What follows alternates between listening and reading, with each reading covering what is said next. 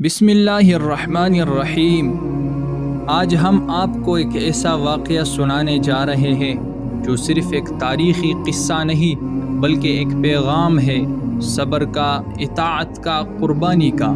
ایک ایسا لمحہ جو رہتی دنیا تک انسانیت کو اللہ کی رضا کے لیے سب کچھ چھوڑنے کا سبق دیتا ہے۔ جی ہاں، ہم بات کر رہے ہیں حضرت ابراہیم علیہ السلام اور حضرت اسماعیل علیہ السلام کی قربانی کے اس واقعے کی جس نے وفا کی ایک ایسی مثال قائم کی جو رہتی دنیا تک یاد رکھی جائے گی۔ حضرت ابراہیم علیہ السلام نے برسوں دعا کی، اے میرے رب مجھے نیک اولاد عطا فرما۔ اللہ نے ان کی دعا کو شرف قبولیت بخشا اور بڑھاپے میں ایک بیٹا عطا کیا، حضرت اسماعیل علیہ السلام۔ حضرت ابراہیم علیہ السلام نے جب اپنے بیٹے کو جوان ہوتا دیکھا تو دل میں محبت بھی تھی اور اللہ کی دی ہوئی نعمت پر شکر بھی۔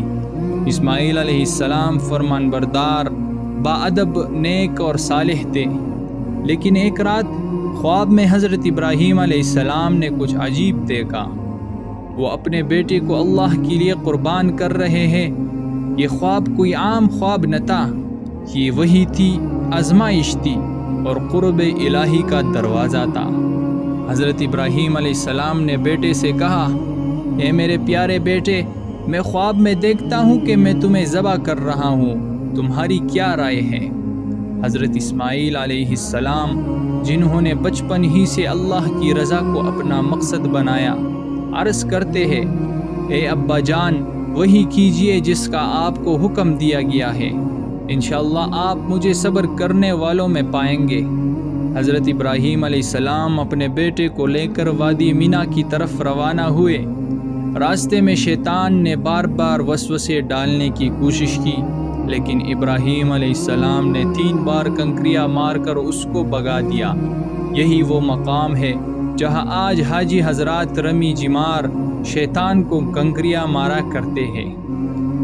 آخرکار وہ لمحہ آ گیا۔ حضرت ابراہیم علیہ السلام نے اپنے بیٹے کو زمین پر لٹایا، آنکھوں پر پٹی باندھی، ہاتھ میں چھری لی اور اللہ کے حکم کی تعمیل کرنے لگے۔ لیکن پھر کیا ہوا؟ اللہ نے پکارا، اے ابراہیم، تم نے خواب کو سچ کر دیا۔ اللہ نے حضرت اسماعیل علیہ السلام کی جگہ ایک دمبے کی شکل میں عظیم قربانی بیچ دیا۔ یہ واقعہ صرف تاریخ کا حصہ نہیں بلکہ یہ ایک درس ہے، اللہ کی رضا ہر چیز سے بڑی ہے۔ قربانی صرف جان کی نہیں، خواہشات کی بھی ہے۔ ایمان، صبر اور اطاعت کی یہ کہانی ہمیں زندگی کے ہر موڑ پر رہنمائی دیتی ہے۔